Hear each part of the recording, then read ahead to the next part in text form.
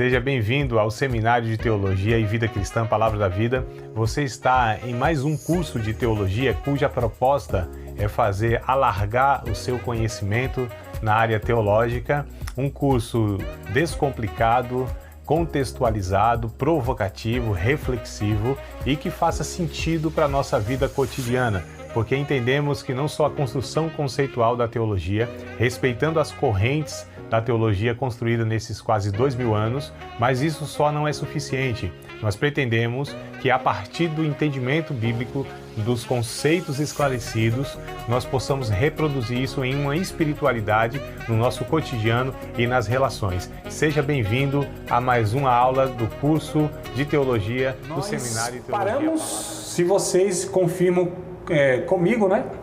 Confirmam para mim, aliás. Nós paramos em 1 Tessalonicenses, capítulo 4, foi isso mesmo? Nós lemos lá, Filipenses, capítulo 3, verso 20 e 21, e também 1 Coríntios, começamos a fazer uma leitura do capítulo 15. Confirmam aí, meus amados, se foi isso mesmo? Posso seguir daqui então, né? E a gente vai seguir, então, pegando o capítulo 15, tá?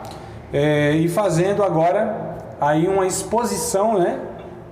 Desses versículos e do que Paulo quis de fato falar nesse capítulo para os irmãos lá em Corinto sobre a ressurreição, tá? Então nós vamos pegar o capítulo 15 de 1 Coríntios, então já abram aí comigo, vou estar abrindo aqui também, 1 Coríntios, capítulo de número 15, e aí, né, caneta na mão e papel, caderninho para vocês fazerem aquelas anotações se acharem importante, para ficar gravado, melhor memória. E isso aí, o caderninho, Arão, do Bergson. Estou vendo aqui da irmã Joselma também, a caneta na mão da irmã Sandra, o Gabriel, que não precisa de papel nem de nada, que é um menino que não tem preocupação na cabeça e guarda tudo na memória. Se fosse assim tava bom, né, Gabriel? Gerson aí também, que tem aí o HD externo. Vamos lá, Douglas, vai anotando. 1 Coríntios capítulo 15, queridos. Eu vou partir do versículo de número 33, tá? Versículo de número 33. Então, do 33 nós vamos tentar comentar com vocês aí até o final deste capítulo, falando sobre a ressurreição. Então, o nosso tema é ressurreição desde semana passada, né?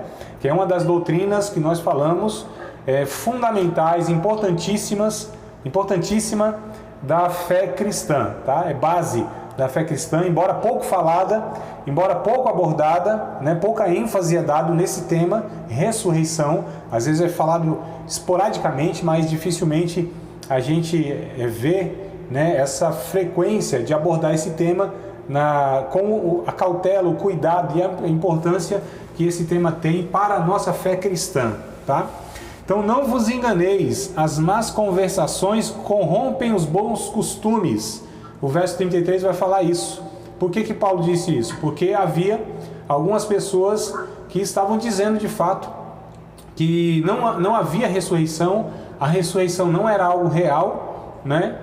E aí Paulo então vai falando, não, cuidado, vocês não se enganem, né? Essas más conversações vão corromper os bons costumes, ou iria corromper a boa doutrina da fé evangélica. Verso 34, vigiai juntamente e não pequeis. Vigiai justamente e não pequeis, porque alguns ainda não têm o conhecimento de Deus. Digo para vergonha vossa. Eu estou aqui confundindo as palavras porque aqui tá, o sol está fraco, agora o sol vai aumentar, ó. Que haja luz e houve luz. Pronto, melhorou agora, né? A glória do Senhor agora resplandeceu sobre minha vida aqui, ó. Então agora é só glória. Vamos lá.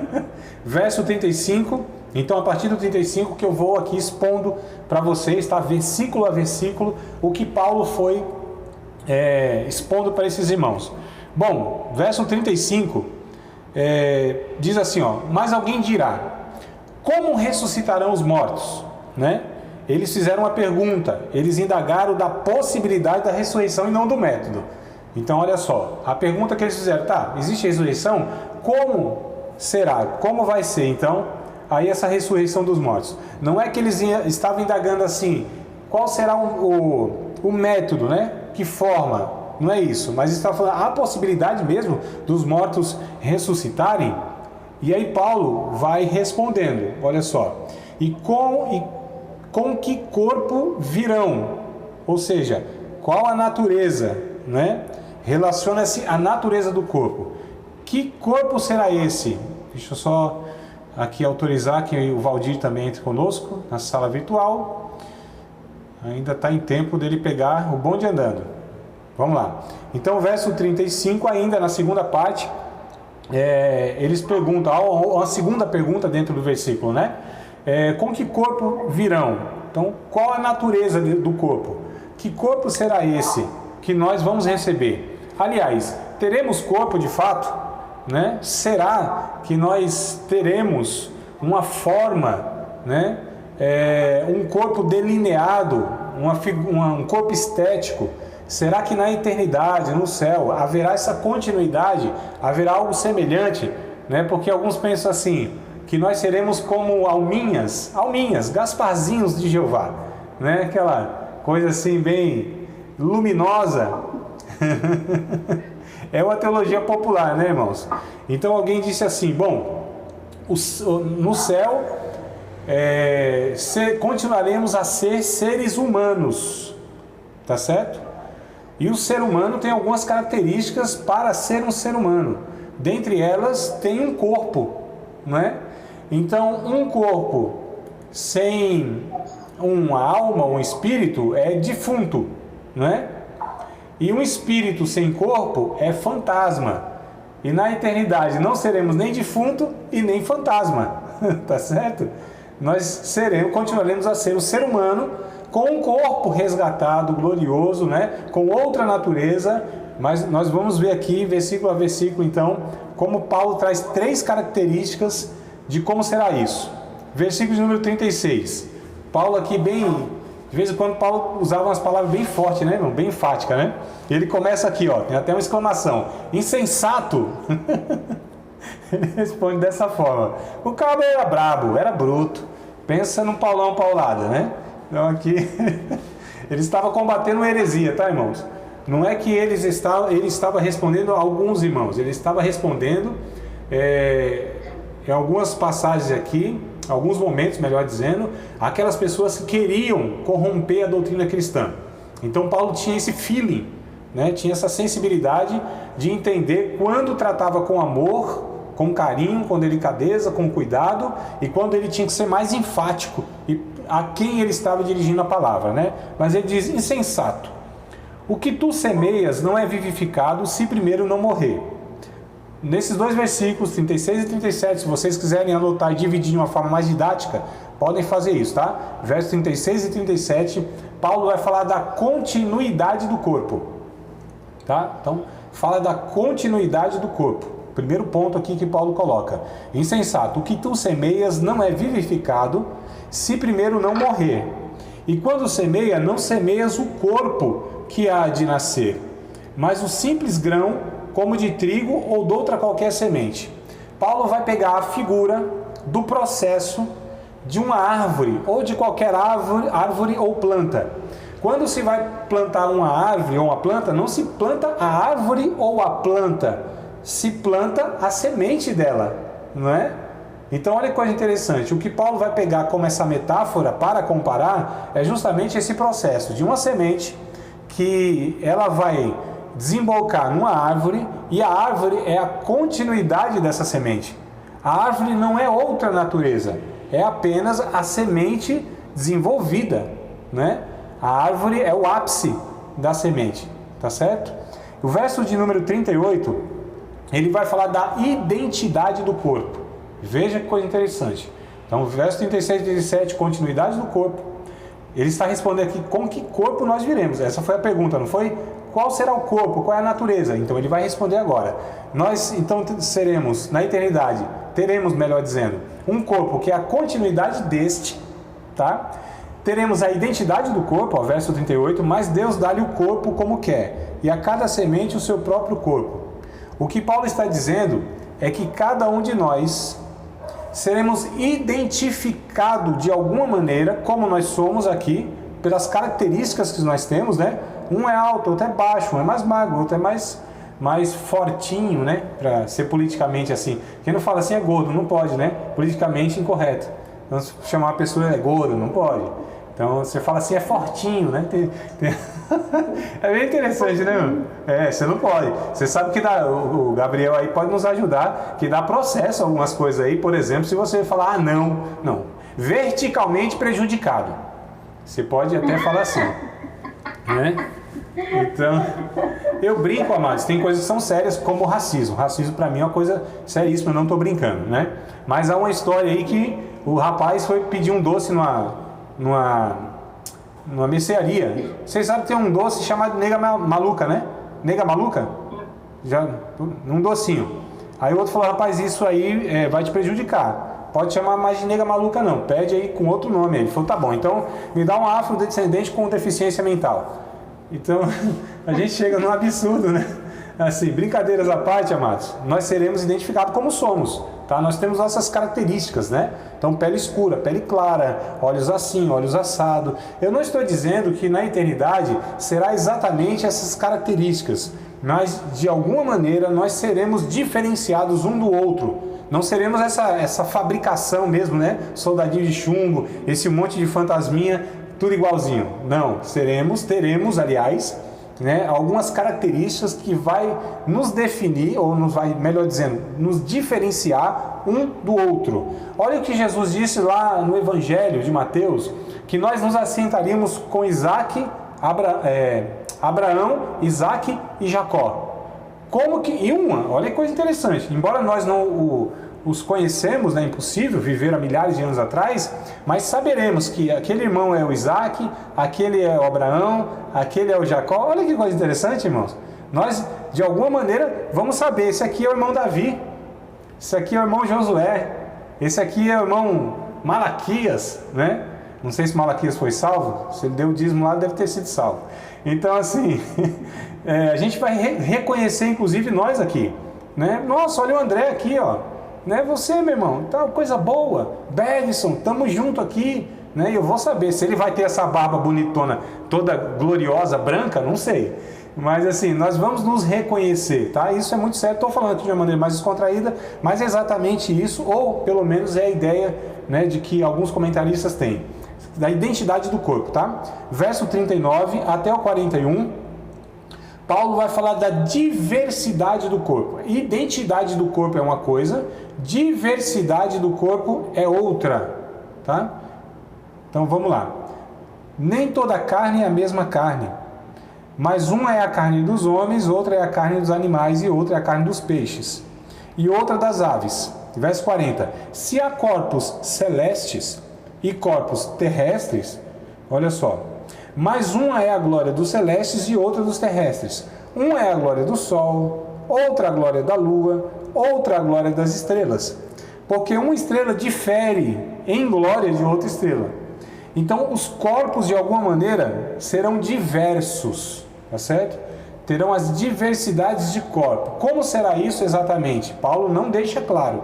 Ele só fala que haverá, como há, né? Por exemplo, ele pega aqui animais e ele pega os astros para mostrar que são espécies ou naturezas parecidas, mas que têm as suas diversidades. É isso que ele está tratando aqui, né? Ele diz, ó, tem estrela e estrela, tudo é estrela, mas uma é a glória de uma, outra é a glória da outra, né? Existem os animais, mas cada um tem as suas características, inclusive.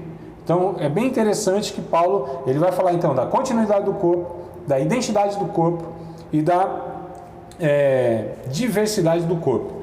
Verso de número 42. Assim também, então ele pega essa figura e ele fala, da mesma maneira, ou parecido, né? Assim também a ressurreição dos mortos. Semeia-se o corpo em corrupção, ressuscitará em incorrupção. Quando Paulo usa a palavra corrupção, né, principalmente nesse texto, ele vai estar se referindo... Opa, deixa eu admitir mais um aqui, que o Davizão, difícil participar com a gente, está trabalhando, né? Mas eu acho que hoje ele não deve estar. Então vamos lá. Corrupção tem a ideia mesmo daquilo que se deteriora, sabe? Se desfaz. né? Por exemplo, você tem um ferro, uma peça de ferro. Quando ela se deteriora, é porque o ferrugem vai comendo o ferro. A ponto do ferro, está lá o formato, né, da peça, mas ali só tem ferrugem, não existe mais o ferro. Então a ferrugem é a corrupção do ferro. Então esse ferro, esse metal, ele se deteriorou, né, perdeu a sua identidade, né, por conta da corrupção. Então se desfez, não tem mais as suas características, né, que é aquele minério, o ferro, tá? Então ele trata aqui como corrupção. Verso de número 43, né? Olha só, ele vai falar aqui que não haverá limitação física naquele corpo. Então como vai ser esse corpo que nós vamos receber? O verso 43 ele diz que não haverá limitação física. Lembram de Jesus? Atravessava paredes, né? Então também nós teremos um corpo que não estará sujeito a tempo nem a espaço, tá? Semeia assim essa palavra aqui na minha tradução é a pior que tem. Até para falar, ô Davizão, bem-vindo aí, viu, Marão? Ó, tá o pai e tá o filho ali, ó. Coisa boa, Marão. Amém, boa noite. Boa noite, meu irmão. Fica à vontade aí, Marão. É raro você participar, então aproveita e faz aquelas perguntas lá, que você me faz pelo WhatsApp. Tá bom? Então vamos lá, verso 43. A minha versão aqui não é das melhores, compare com a de vocês aí. Semeia assim em ignomínia, até para falar é complicado. Ignomínia, né? Tem um acento do i lá. Ignomínia, tá certo? Ressuscitará em glória. Essa palavra ignomínia, né, é desonra, algo muito desonroso. Não sei se a versão de vocês aí traz algo mais claro, me ajudem aí se tiver. Verso 43. Como que tá? Aqui, a minha desonra também. Desonra, né? Então tá certo. Essa seria uma palavra mais próxima, tá? Para nós, né? Então semeia-se, ou seja, esse corpo ele é desonroso, né? Ele vai ser semeado nessa desonra. Só que ressuscitará em glória, honrado, glorioso. Semeia-se em fraqueza, porque nós somos limitados. Esse corpo aqui é sujeito não só à morte como último estágio, né?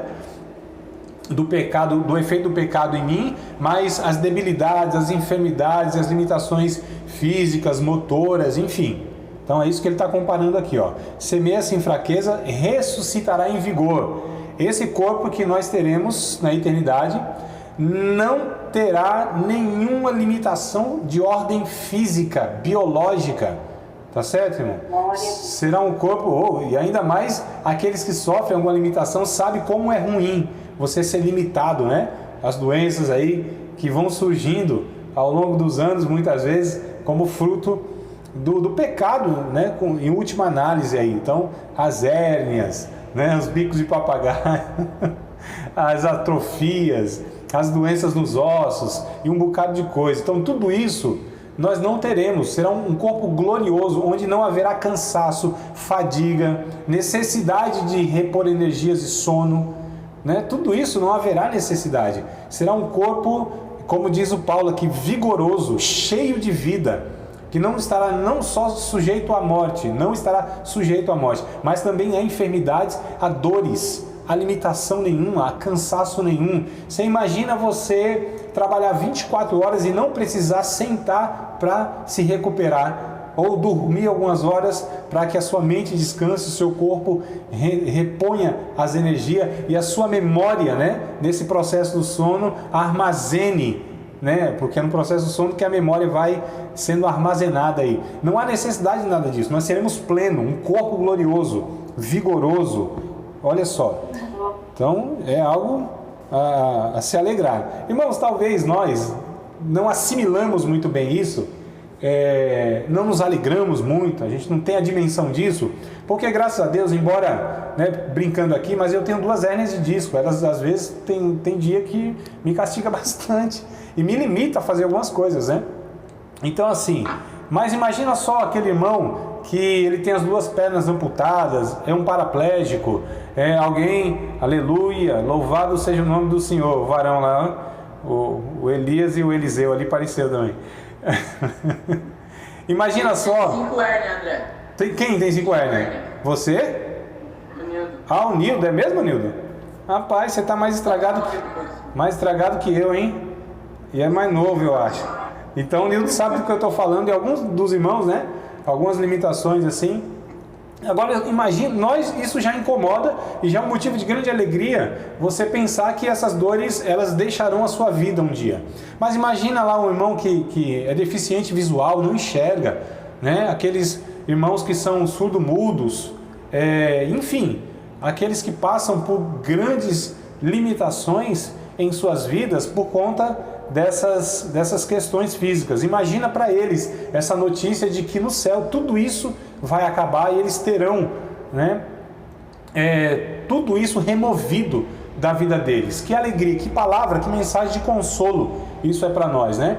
E nós, inclusive, que vamos entendendo que a vida vai se esvaindo pela idade, não tem jeito, né? Faz parte da vida. A gente só tem que saber como lidar com essas questões para não ser pessoas que têm crises existenciais, né? Por exemplo, estou com 43, vou fazer 44 anos, né? E às vezes eu falo, poxa, que saudade, né? Às vezes dos meus 20 e poucos anos, onde a gente tinha uma série de atividades e tal, era uma outra fase de vida, e hoje às vezes você vai ficando até meio assim, rapaz, quanta limitação, a gente queria fazer mais coisas, né? A gente queria jejuar com mais tempo e às vezes o organismo não dá conta. Que saudade quando eu tinha o vigor, né, de passar noites em claro, orando, em vigílias, enfim, fazendo até mesmo em atividades, né, em relação ao reino de Deus, caminhando muitos e muitos quilômetros e tal, e às vezes hoje a gente está meio limitado porque vai ficando tiozinho, não tem jeito.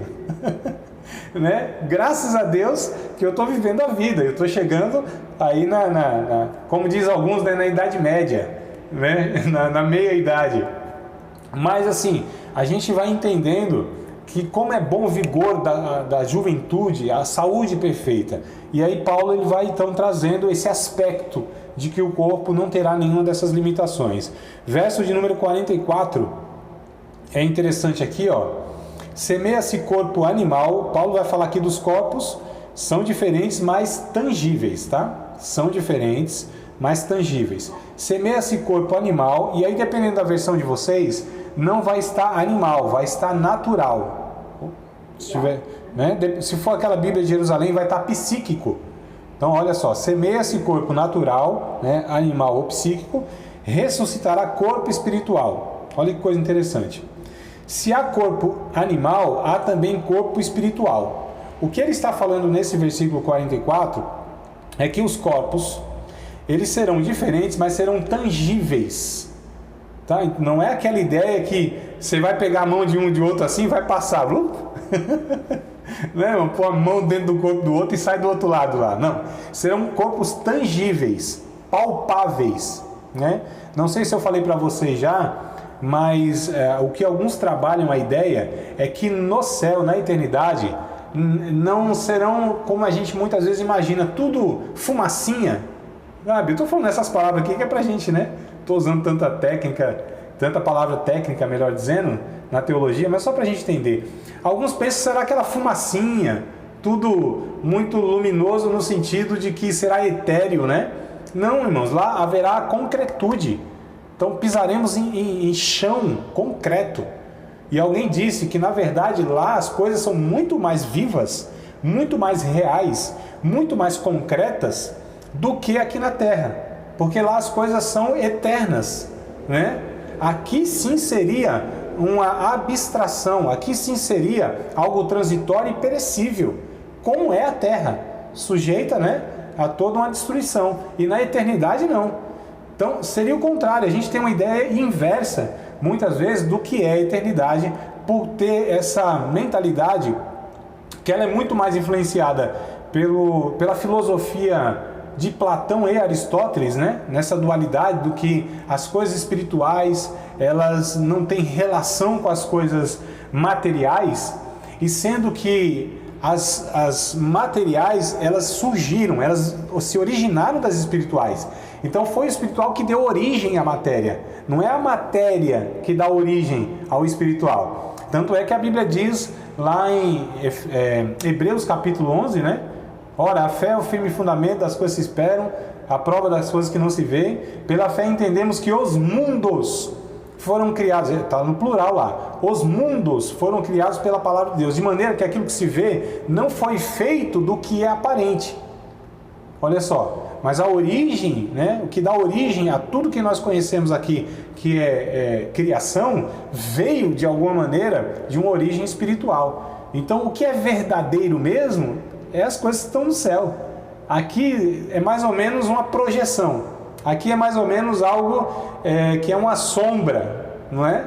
Então o verde de lá é muito mais verde do que o verde da grama daqui, pode ter certeza. Se tiver grama no céu, a grama de lá será muito mais verde do que a grama verde daqui, tá certo, irmão? Né? Se a gente pisa e sente essa firmeza do solo, pode ter certeza, quando pisar no céu, o pé não vai atravessar a nuvem, não. Vai ser muito mais sólido e concreto e vivo e verdadeiro do que essa concretude aqui. Só para a gente entender, as coisas lá são verdadeiras mesmo, não é? Então, só para a gente entender aqui o que Paulo está falando, do tangível, esse corpo tão tangível, tá? Verso de número 45. Paulo vai falar aqui, e ele traz, né, não, calma aí, do 45 ao 49, é isso mesmo, que eu fiz um esboço aqui, eu estou me perdendo nele. Verso 45 ao 49. Nós traremos as características de Cristo ressurreto, assim como trouxemos a do Adão. Olha só, nós traremos o nosso corpo, esse corpo terá as características de Cristo ressurreto. Então Paulo vai pegar aqui, ó, Cristo e vai pegar Adão.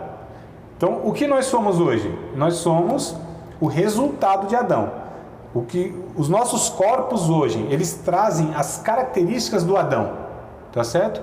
Como nós trazemos em nós a característica do Adão, da mesma maneira, nós na eternidade, nós traremos, né? Nós teremos as características do Cristo, do corpo de Cristo.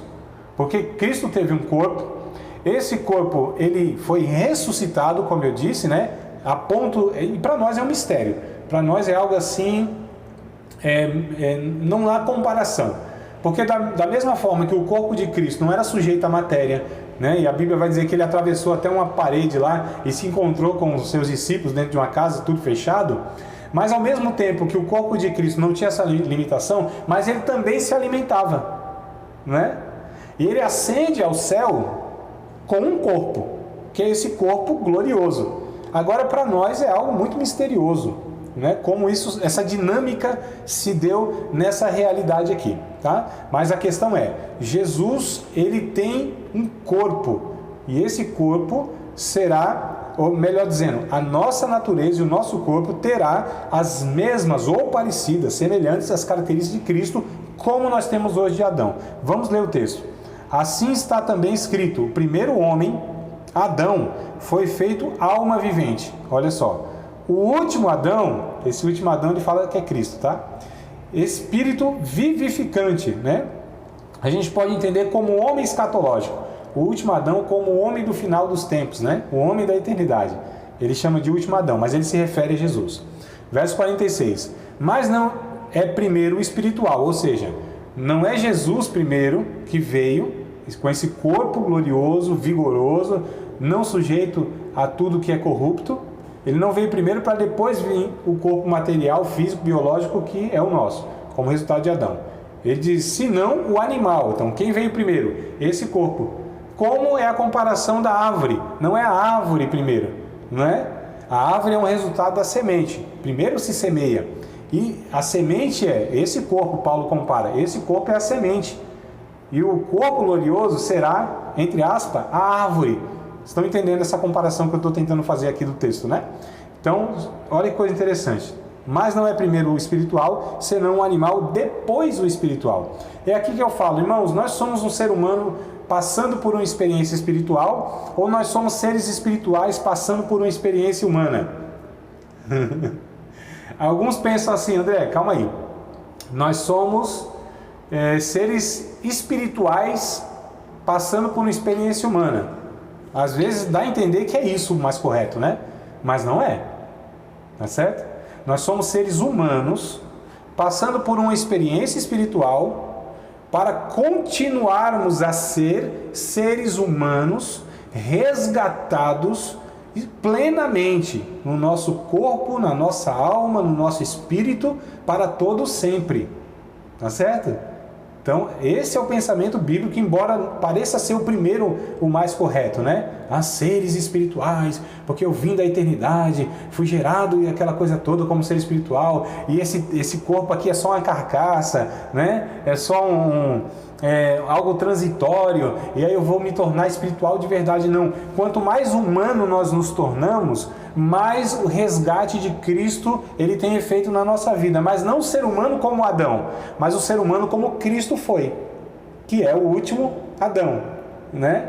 Então é essa confusão que se faz, como aquilo que é espiritual é aquilo que é menos humano. Pelo contrário, o que é mais humano é mais espiritual. Mas, repito, não como o humano Adão, mas como o humano Cristo, que foi 100% homem, e a imagem e semelhança de Cristo que nós estamos sendo resgatados, reconstruídos, regenerados, refeitos, recriados, né, na imagem e semelhança do nosso Senhor Jesus. Tá? Então, só para a gente entender que há referências diferentes aqui. Verso 47. O primeiro homem da terra é terreno. O segundo homem, olha como ele já explica aqui, o Senhor é do céu. Qual o terreno? Da mesma forma. Qual o terreno? Tais são também os terrenos. Ou seja, como é o Adão, tudo esse segmento aí é o Adão, é o terreno, somos nós. Qual os celestiais? Também os celestiais. Olha que coisa interessante, né? Melhor, qual o celestial? Ele se refere a Cristo exclusivamente. Qual o celestial? Também os celestiais. Paulo está dando aqui os exemplos. Como nós somos resultados, temos características de Adão em todos os sentidos, também nós teremos as características de Cristo em todos os sentidos, né? Ou seja, esse corpo que não é sujeito à corrupção, não tem limitação, enfim. Verso de número 49, e aqui ele traz a nota final sobre a ressurreição do corpo. E assim como trouxemos a imagem do terreno, olha só, como nós trouxemos a imagem do terreno, assim traremos também a imagem do celestial. Então, o corpo que Jesus ressuscitou e ascendeu ao céu, também nós teremos essas mesmas características, irmãos. As mesmas, tá certo? Agora é interessante que aqui, nesse verso 50, vai ter a seguinte fala. E agora? Digo isto, irmãos, que carne e sangue não poderá herdar o reino de Deus, nem a corrupção herdar a incorrupção. E agora? Como vai se dar isso? Como que será, então, essa questão, né? Então, do verso 51 e 54, o que vai acontecer, a pergunta, né, com aqueles que morrerem. De que forma esses vão participar da ressurreição do corpo? A resposta está nesses versículos aqui que a gente vai ver. Só que a questão é, bom, tudo bem, se nós morrermos, esse corpo vai se desfazer, né? Nosso eu, nosso espírito, ele estará com Deus. Tranquilo. Então, nosso corpo se desfez aqui todo. Depois a gente vai ver lá no juízo final que os corpos, né, aliás, todos os mortos, os seus corpos retornarão de alguma maneira.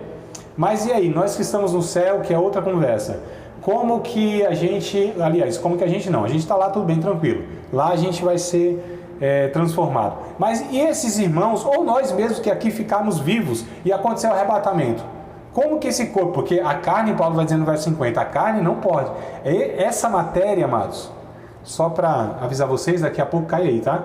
Então fiquem ligados e daqui uns segundos cai a ligação, vocês entram na segunda para a gente ter mais 20 minutos, para desespero de vocês, ainda tem 20 minutos, para desespero, agonia de vocês, 20 minutos ainda. Vamos lá, irmão. Isso é se não acontecer o arrebatamento aí, tá? Se eu não voltar, já sabem, né? Eita, arrebatamento, lascou. Brincadeira, irmãos, vamos lá. Então, Paulo ele vai falar, porque esse corpo não vai, essa matéria, essa natureza, essa origem aqui, biológica, não entrará, tá certo? Essa realidade não terá como participar dessa realidade, dessa atmosfera, né? Dessa existência eterna. Isso será impossível. E aí Paulo então vai falar como que se dará essa transformação desse corpo aqui, tá bom?